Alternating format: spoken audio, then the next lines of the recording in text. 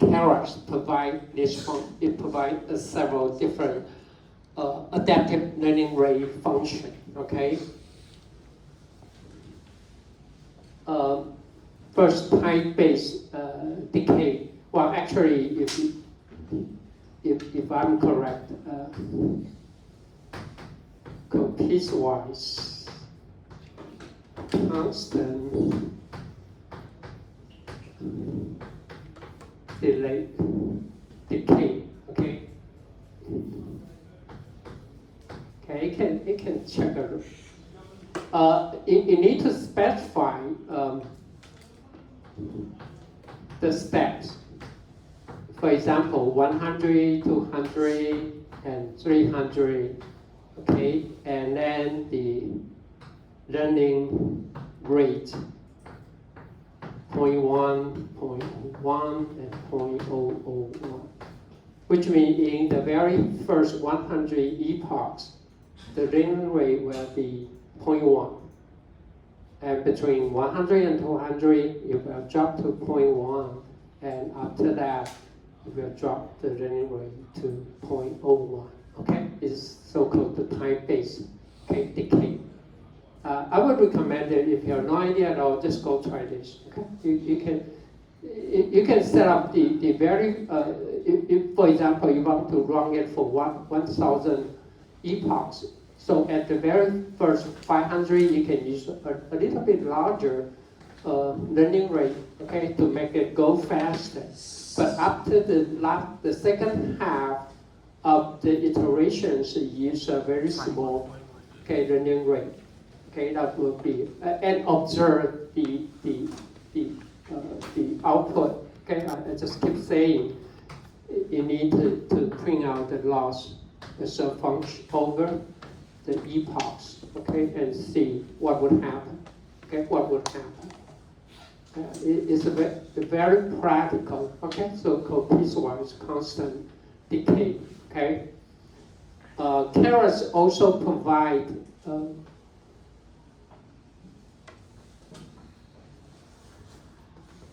exponential decay. Okay, exponential decay, which means no matter what, you need to provide the initial value. Okay, initial value. That'll be fine because it will decay over here. The t is the epoch. Okay, epoch number. Okay.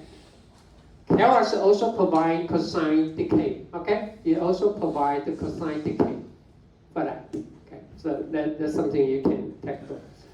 T will be the total number of epochs. Okay, you want to try out. Okay, then this value will decay over time. Okay, over the epochs. Okay, that's it. So you have a few choices. If you don't want to make it complicated, you can just go for the piecewise. Okay, piecewise constant decay. Okay, just specify. It does not have to be straight. It can be just 100 and 200 if you just want to run it for. Okay, or even 2,000. That'd be fine. That'd be fine. At the very beginning, it could be.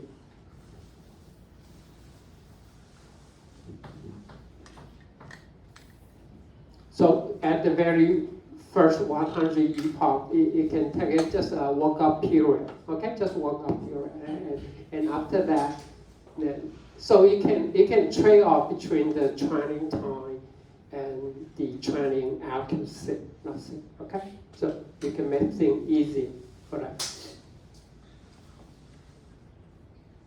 Okay, so here show you what this means. I mean with this explanation. Okay, this is the learning rate. This is the t. Okay, it's the stepwise. Okay, stepwise. You change the just like the piecewise constant decay. This is the linear. Okay, the linear decay. This is a constant.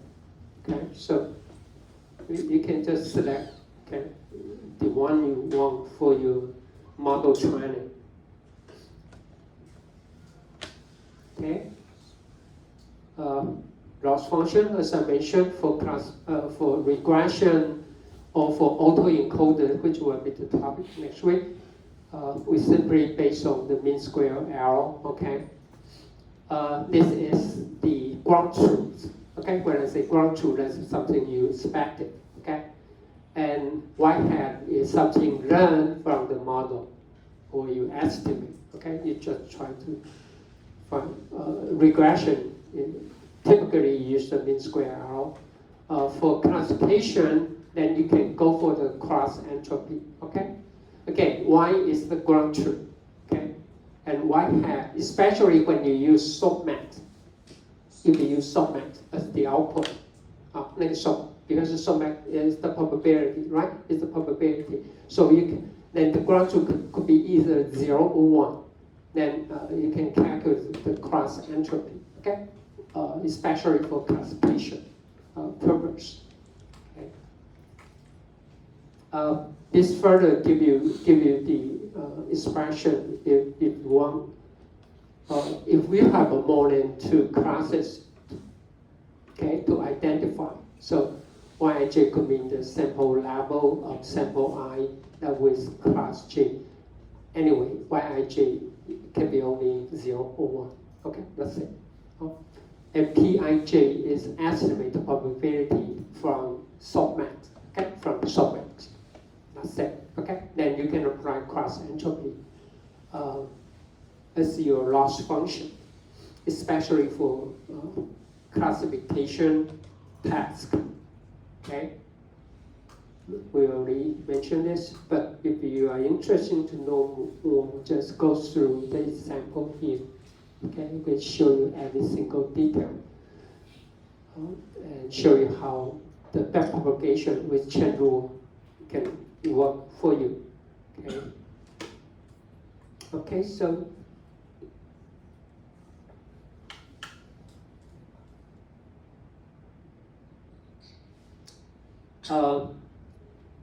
more activation function.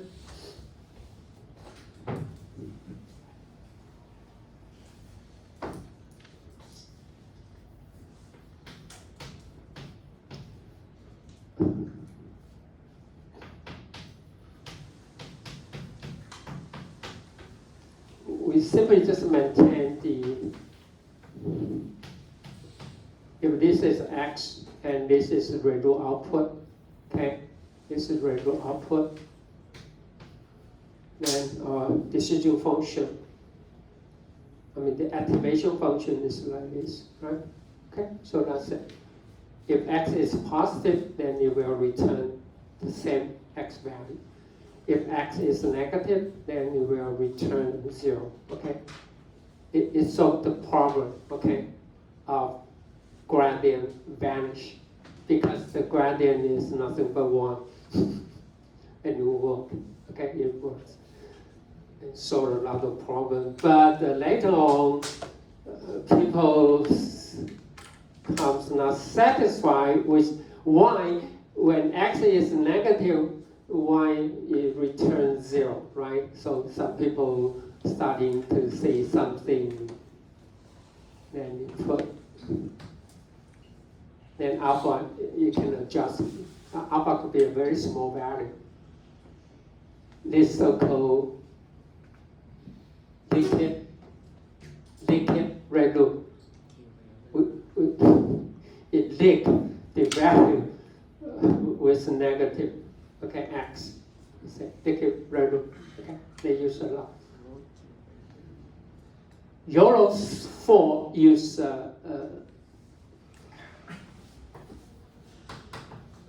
Mitch. Anyway, some might. Then after that, there's a lot of version of decade red rule. Okay, we are getting the negative value. We're getting larger. I mean, in the negative side, and then you will converge back to 0. So you will see a lot of it's called Gaussian arrow. All they just have some minor difference here, okay? A minor difference. Some might say here, or some might like. Anyway, everything just is the is a different version of liquid red rule, okay? Not just non-linear, let's say. What I'm trying to say is the mesh have something like this. But when it update to Euro 7, now Euro 4 and Euro 7 are developed by the same group, right? Okay. And Euro 7, they back to liquid red rule. You know what I'm trying to say? I mean, wow. Why bother to use so complicated activation function? Okay,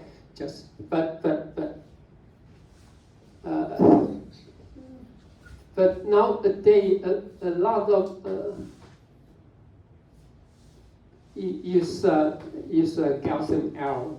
Okay, okay. That's something you can take a look. Okay. So anyway, that's it. Okay. So this liquid red rule, and you can see a lot of exponential linear units. Okay. See the graph here. Okay. I'm still not good enough because you will be the magnitude will be quite large if you go for the exponential. Okay. So here comes some other. Okay, such as scaled exponential, because it doesn't want it, okay, go infinite. The magnitude will go to be infinitely large in the negative size. Okay, so you will see a lot of variation version, okay, for that switch. See that? Okay, I just leave it to you. But anything just like this. Okay, just you will do some minor adjustment. So if you have no idea, or you want to try by your own, just go for the red rule or liquid red rule. But very careful to select. If for liquid red rule, okay, you must be very careful to select a small alpha value. Okay, it's a constant. Could be 0.1. 4.01. Ideally, still better than the red rule, right? If alpha is quite small, right? If alpha is very close to 0, then it will equivalent to red rule, right? That's it. So something you can try. Okay. Anyway, summary. To build a CNN architecture, here's something you need to make the decision. Okay, that's the usuals. First, what should be the convolution layer? How many layers? Okay. Then for each layer, what should be the number of filter? And for each filter, what should be the size? Should be for time series should be 1/3, or 1/5, or 1/7, or 1/10. Okay, for image it could be 3/3, 5/5, or even larger. Okay, then the stripe. I mean by default, usually the stripe is 1. Okay, for pooling, the stripe is 2. Okay, 2. We'll move 2 elements at a time. What about the padding? Do you want to keep the input size? You don't want to change the input size after the convolution, then you need to make the decision, should be the padding or 0 padding. And then another very important thing to select is the activation function. Okay? You have no idea at all, just go for red rule or liquid red rule, okay? With a very small value of alpha, okay? But for classification, the final output layer should use softmax. Okay, you should go for the softmax. But for regression, the final output activation function should be linear. Okay, make it linear. Especially the output value could be negative. That could be negative. So use linear. Don't use any other value for that. Okay. Then if you decide to use pooling, then you need to determine the pooling size. I mean, just use the default, okay? Image 2x2, okay? Time series data 1/2, okay? Which means you will reduce the size by a factor of 2. every time， 每次会降低一半 ，OK。那 and the pooling time should we go for the maximum pooling or average pooling or even could be a square rule, okay? And the strike, okay, by default is 2. By default is 2 elements, okay. And then the normalization, do you want to go for the batch normalization or even for layer normalization, okay? After that, you do the flatten, okay, flatten. Flatten only, you need only to apply this for 2-dimensional image, okay? Because time series data itself is 1-dimensional data, and then you don't need to do the flatten, okay? I mean, flattening, it means if the original size like this, you need to do flattening will be just, this is, suppose it is A row, B, C, D, then you put A, and then B. Okay, is A and B and C and D. Okay, this is called flatten. Okay, called flatten. You make it one-dimensional, make it one-dimensional vector. Okay, just rearrange it. Okay, or reshape it. It's called flatten. But for time series data, you don't need to flatten. Okay, then dense there. Okay. In chaos, it goes dense. It means the fully connected. For classification or for regression, I strongly recommend you at least you use 2 dense layer, not including the output layer. Okay, at least 2. I will recommend you use 2 or even 3. That'll be fine. You don't need to go for 4 or 5. That'll be too much. Because it's fully connected layer will involve a lot of parameter, okay? So dense layer at least 2. Now, then for each dense layer, you need to determine what should be the number of nodes, okay? So what should be the, usually nodes is quite large, okay, quite large. I didn't mean the 10, not even 100, it could be 500 or more, okay? Yeah, up to your application. Then for each node, you need to determine what should be the activation function to use. Okay. For this, then you might consider to use simoid. Okay, simoid could be one of you can try out. Okay.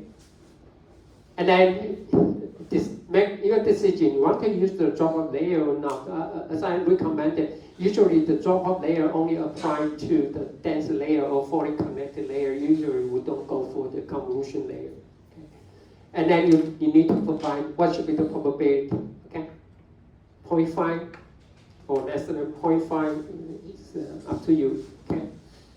Then the upper layer, the number of classes or the good thing about MLP for vector value data is the output can be multiple output. Okay. Now you may not appreciate that, but when we come to, I mean, it could already use this a lot. Support vector machine is only used for binary classification. It's only used for binary classification, which means if you need to divide it into 3 classes, oops, that will be a problem. Okay, I will tell you how to do it, how to come to this topic. But anyway, if you use a neural network, there's no restriction, okay, for single response or multiple response. Just put the node, right? 3 nodes for 3 classes, or 3 nodes for 3 different responses with the same MLP, okay, or CNN, okay. And anyway, the upper layer you still need to determine the activation function, especially for softmax, for classification, okay. And then for optimization part, you need to determine what should be the loss function, what will be the optimization algorithm. As I just suggest, just go try stochastic gradient descent or add, okay, that's it. Batch size, number of epochs, and most importantly, the learning rate. Okay, usually at this try start from 0.01. Okay, that's what we recommend. Okay, so there's so many things you need to do. There are a lot of pre-trained models for images, but not for time series data. Okay, but indeed you can find several, but that's very specific. But you can find a lot of pre-trained and good pre-trained CRM or transformer model for images, because there's published available image data sets such as ImageNet, COCO, CFA 10, CFA 100, but there's no commonly used time series data, because you can think of the time series data for stock market and time series data for vital sign of human health so different from each other. So basically there's no pre-trained model that you can apply directly for your own time series application. So what I'm trying to say that is when you apply the time series data, you must be very careful about your architecture, and you have so many choices, okay, to make your model work. Okay, so you can use some publicly available time series model as your baseline, and you do some modification. You don't need to do it from scratch, okay? You don't need to do it, okay? Okay, so that's something you need to know about. And there's quite some famous model, but again for images, okay, such as VGG, okay. There are pre-trained model VGG. You can get a VGG. Okay, I'm not going to show, but from the supplementary data, you can see the detail. Anyway, the VGG model is like this. Convolution, max pooling. Then convolution, max pooling. And then convolution, max pooling. And just repeat it. You know what I'm saying? Just input. And then convolution,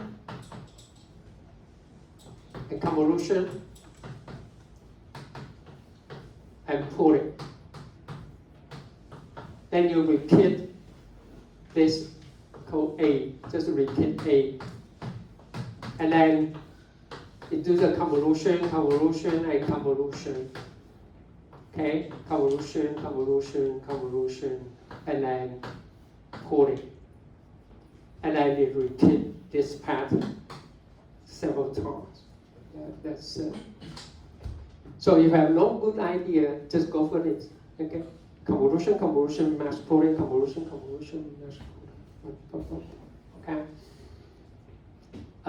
very powerful and very concise. The other more famous one called residual. Okay, residual net. Okay.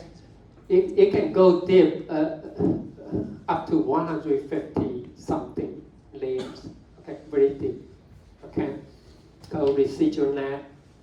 And also, I put it here, but I don't have time to talk about it.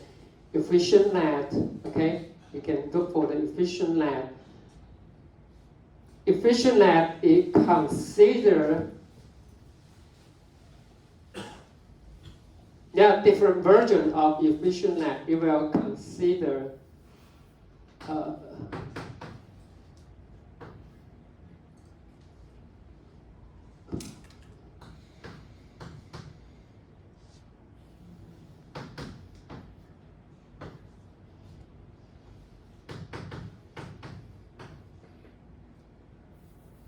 should say the number of filters for each convolution, and the number of layers and the resolution, okay, of the input. They put all these three into account and come up with a good architecture. Okay, so if we use a many filter, okay, then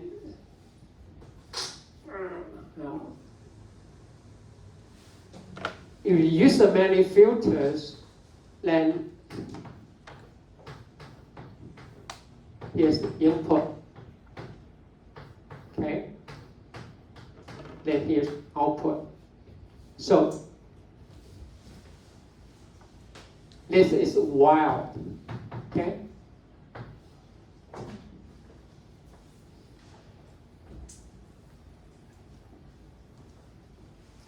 Or we use a very small filter, okay? We use a very small number of filters, but it goes very deep, okay? This is very deep, and this is a shallow layers, okay? And the input, as I mentioned, should be high resolution or low resolution. So you can combine all three factors into your architecture and see which combination will give you the best, no matter for classification or for regression. You know what I'm saying? 你说你有3个选择哦，你要让你这个东西它很深，可是呢每一个很瘦。比如说你这个 number of filter 很少，或是呢我 number filter 很多，就让它很宽，可是呢我的层呢比较轻。那另外一个就是它的 resolution， 你要用它的完整的 resolution， 还是用它精简的 resolution？ 这3个的综合排列组合会影响到它的效率。会影响到它的时间，会影响到它的效果。But anyway, that's efficient net. Okay, and here comes the dense net and the convolution next, and updated version for convolution next. Okay, convolution next use layer normalization. 它用 layer normalization. And why you use layer normalization? Because it tries to make the competition with transformer. So whatever transformer you use the same technique in this here model. And it outperforms transformer. So you use, even the activation function use the same as most of the transformer use. So there's so many choices that you can use. Okay. Let me talk about assignment 1 and 2 first. Okay. Then I have time. I will introduce some more. Good model. Even for, I still a lot to tell you.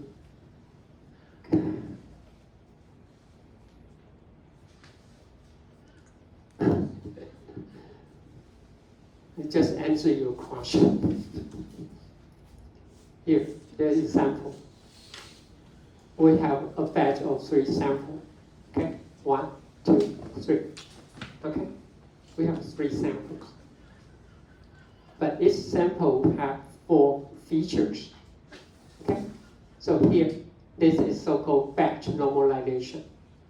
For each feature, we normalize between samples. Okay, that's called batch normalization. For layer normalization, okay, the same data structure here. We do the normalization. Okay, for each sample. We normalize with respect to feature 1, 2, 3, and 4, and that's it. Okay? That's called their normalization. You have two choices. And their normalization is the one used in transformer. Using transformer. Transformer 它用这个，它用 their normalization. Okay, so let me go to, I don't know, where's my assignment?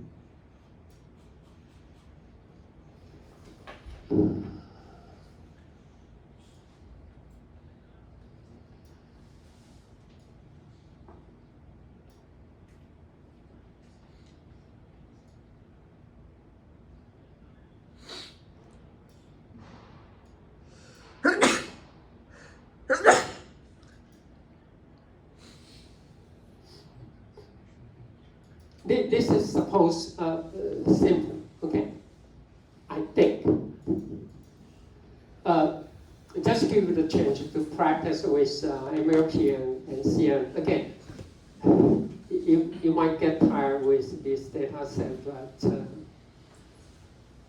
because this time series signal is much easier to understand with your background.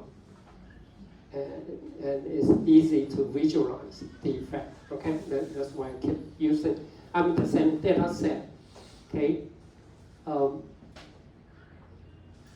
It's your assignment number 1, okay? But now we consider all 600 samples, okay? All these 6 types, okay? Kyle will explain to you what should be the data set look like, okay?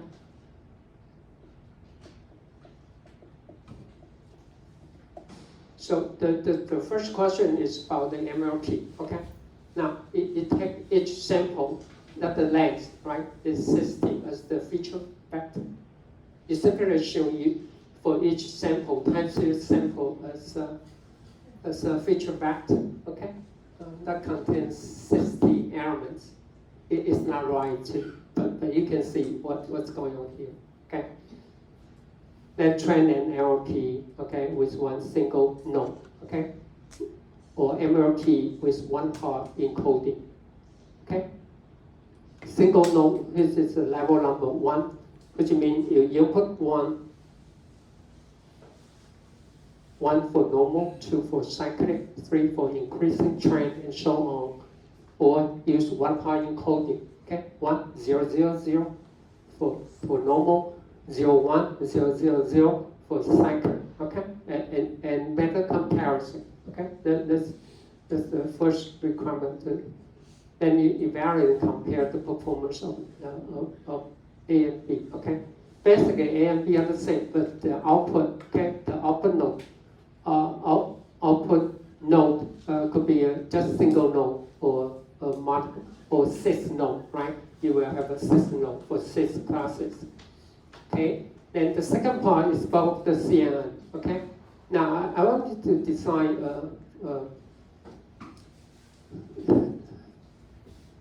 this is something I say fat and short. Okay. A wild. Okay. Okay. Many filter in shallow, okay? Well, when I say shallow, no more than 3, okay? No more than 3, just 3, okay? At most, okay? Or you use a very thin and tall, like this. Only a very deep, okay? Quite deep layer, and each with only a few filters, okay? And see. First, you just apply mass pooling or average pooling to reduce the size, okay? To reduce the size. Just reduce, that's the input, okay? For C, then you just apply the better CNN. So first you do N and B and see which one will give you the better result, okay? The fat and short or the thin and tall will give you the better result, and then you apply the resolution, okay? Apply the max pooling or average pooling to see which one, the original one, or when you reduce the size by half, can you give you the better result, or you will maintain the same performance, okay? So let's say Okay, so then you compare all the performance of A, B, C, and also with the MLP, make the overall comparison. Okay.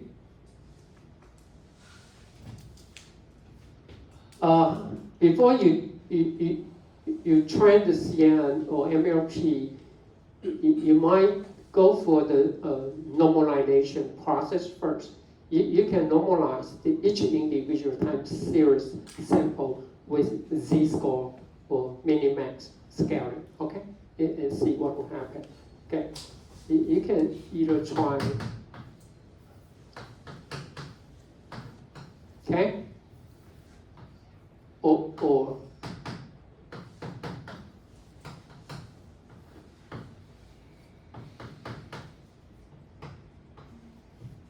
okay, and see what will be better compared with the original input signal. Okay, so that's the. So it should be quite big because Carlos will give you the baseline model. Okay, it will give the baseline. You just make some minor changes. So anyway, assignment 2 and assignment, I will give you assignment 3 anyway. The final due date will be April 9th, okay, which is right after the long weekend, okay?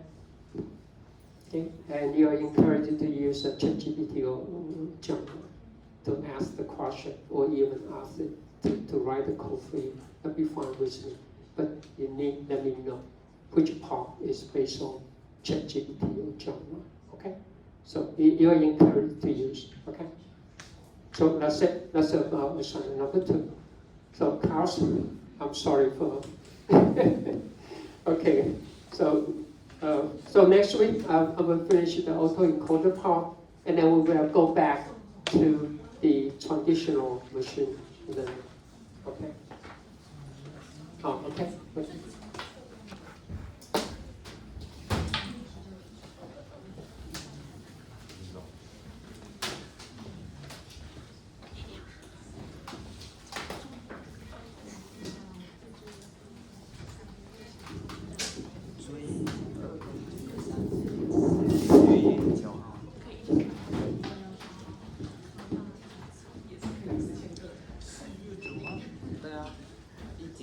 哦，没有，每一个它。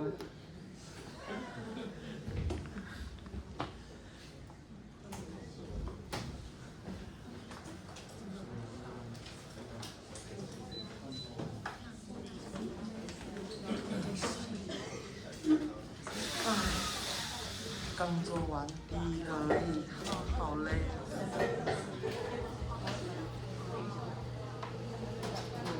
所以我们有几个1、2、3个礼拜嘛？3个礼拜，3个是3个礼拜。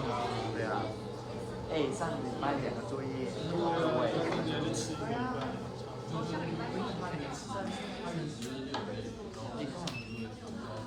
从今天到4月9号上对啊，2个作业啊，下周有。但是有放假。放假是放假，不是放假放假。Can you explain the assignment and what are So for this one, because we are going to use TensorFlow Keras, I recommend you to use Google Colab. Okay, I will put the link in the forum. Just go to collaboresearch.google.com and create a new notebook, because every library is going to be installed there, so you don't need to install anything. Okay. So for this, we are going to use scikit-learn for the metrics, for the confusion matrix, and we are going to use TensorFlow as the backend for deep learning, and as the API, we are going to use Keras, because Keras is easy to use. So we just imported from TensorFlow into Keras, and that's it. Keras includes everything, the layers, los functions and optimizers, so basically everything is Keras. Okay. So one thing I want to mention is that if you want to use GPU for in Google Collaboratory, you just go to runtime here in the menu, and then you go to change runtime type, and then you can use a GPU. Okay, that's how to use a GPU. But for this kind of data, actually it's almost the same time GPU or CPU, so I don't care. Well, let's leave it as CPU. Okay. Because we are going to use all the classes, it's known as cycle increasing, decreasing, upward, and downward shift, right? So it's just hard.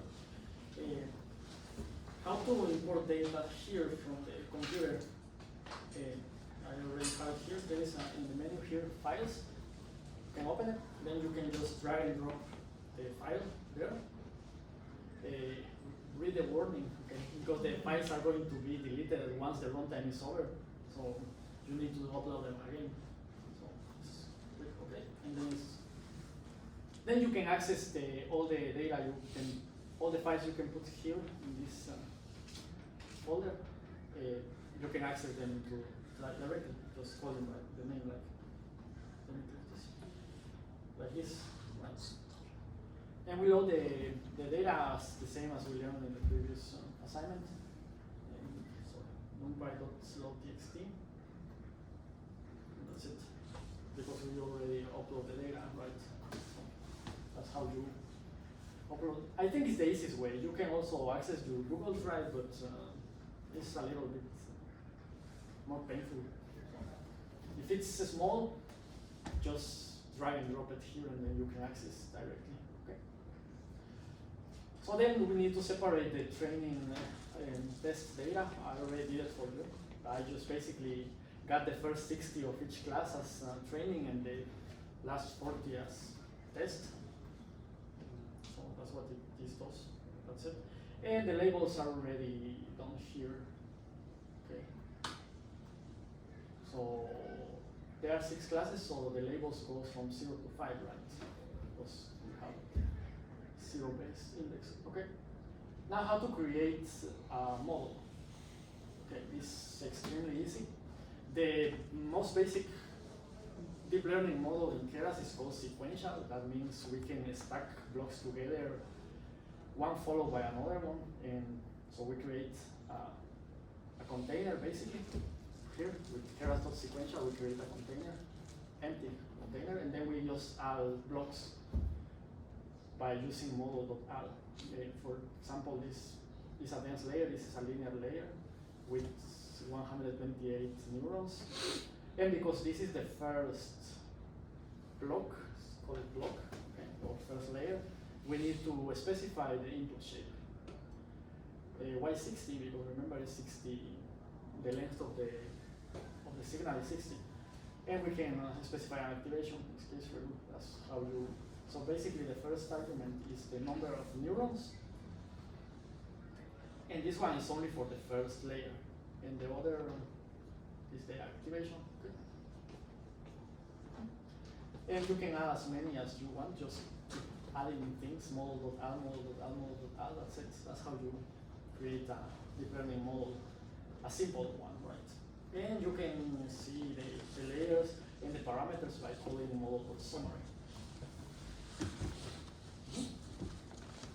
Here, 28, 64, the number of parameters, the total number of parameters, and the weights. For example, if I want to add another one, you can just model.add, just the layers, things, let's put 16, duration, below, and then here is the new layer I added, right?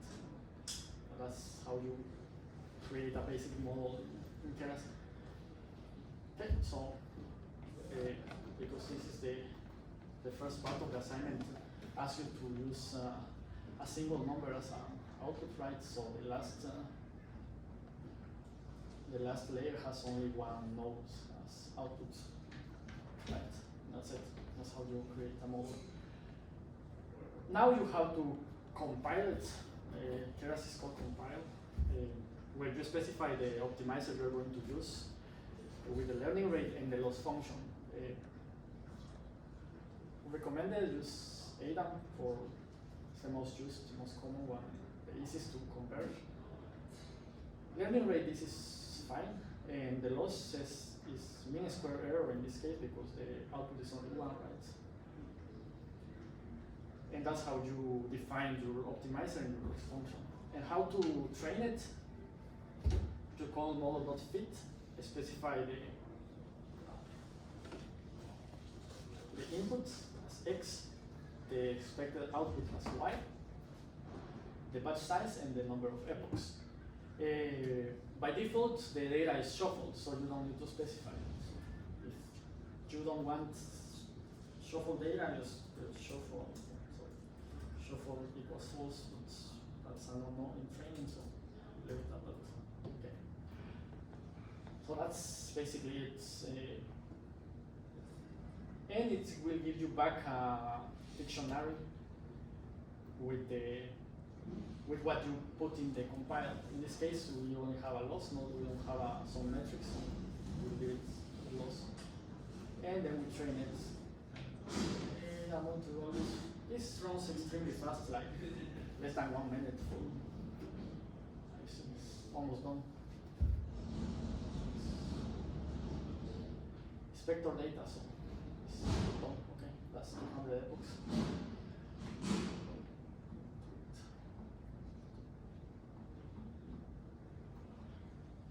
Okay, and then we can plot the loss by calling the history objects and history dictionary loss.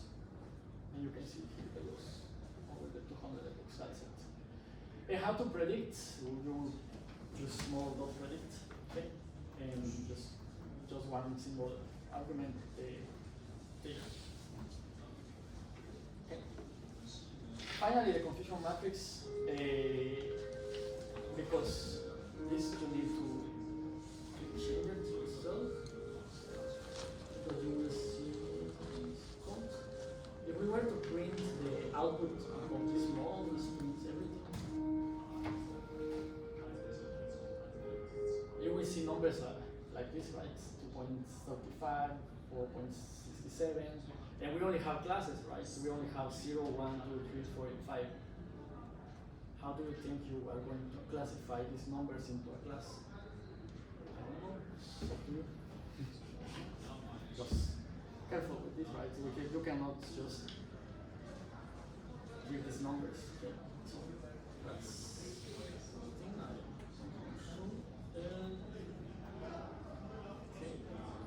I'm going to talk about the confusion matrix later. Okay, so you know already how to make a model. This is for the classification using one hot.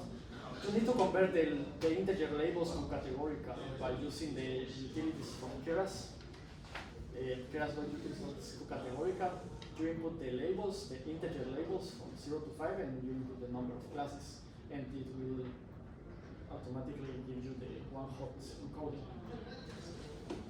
Like this one, right? This one has 6.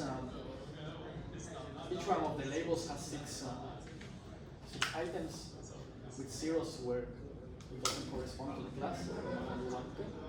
Train it the same, but for this case, the loss function is not MSE anymore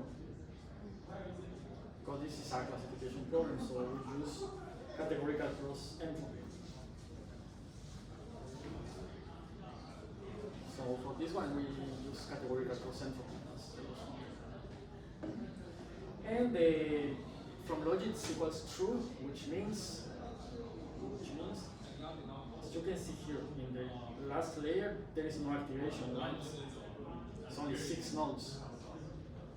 For a classification problem, you usually put a softmax layer there.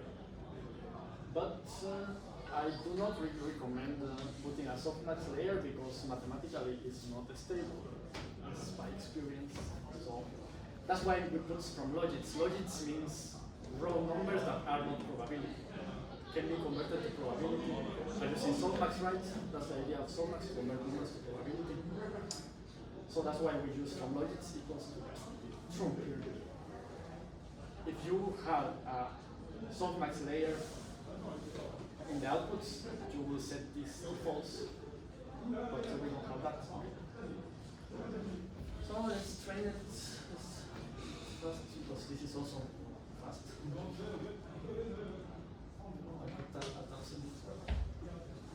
It's almost not. How many epochs? At least 200. I will set it at 200 example.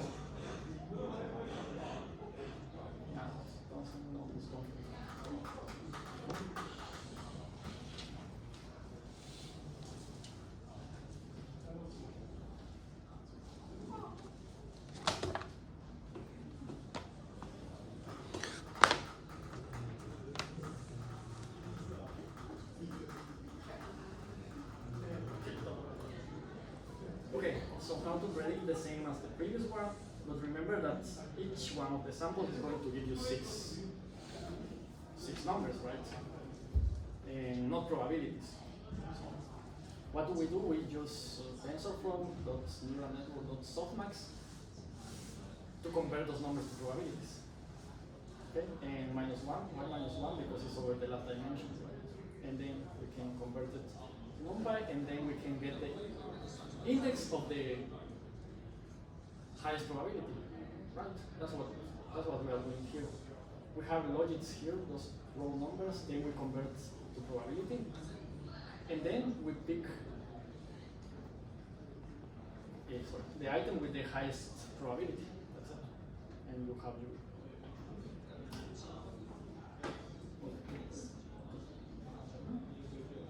And that's it. Okay, so.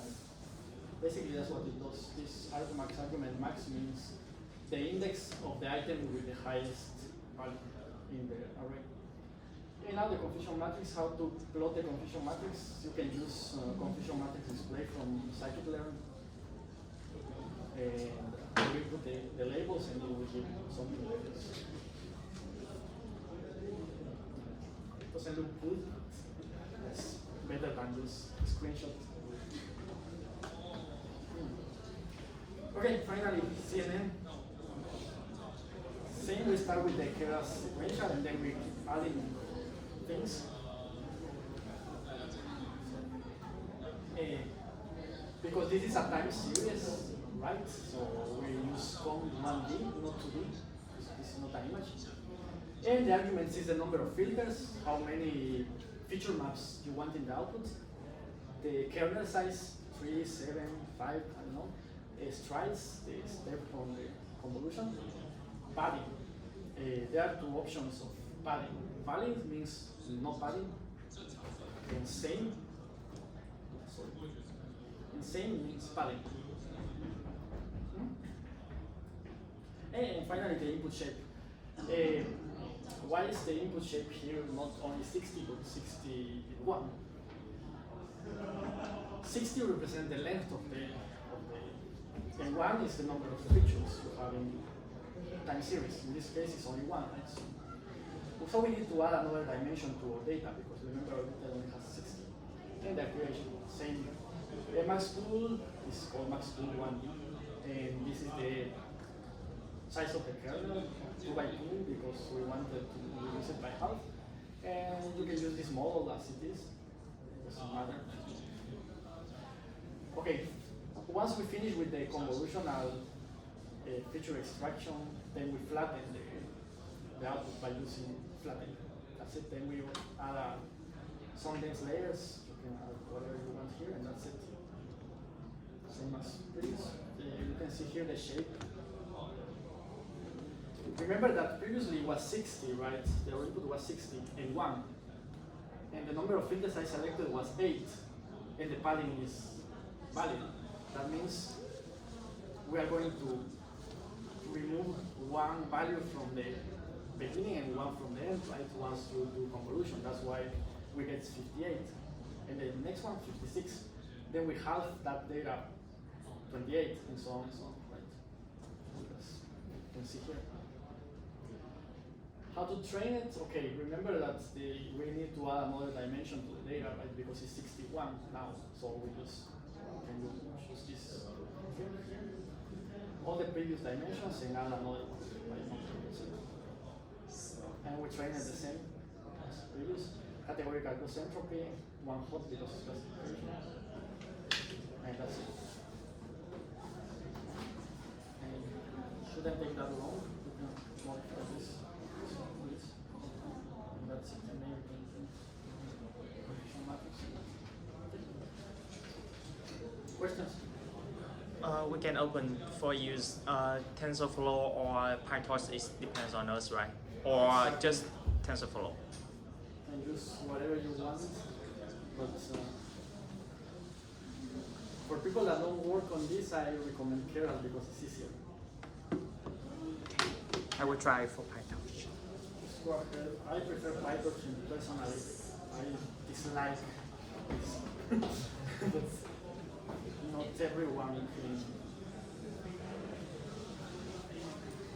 not everyone knows object-oriented programming, which is Python.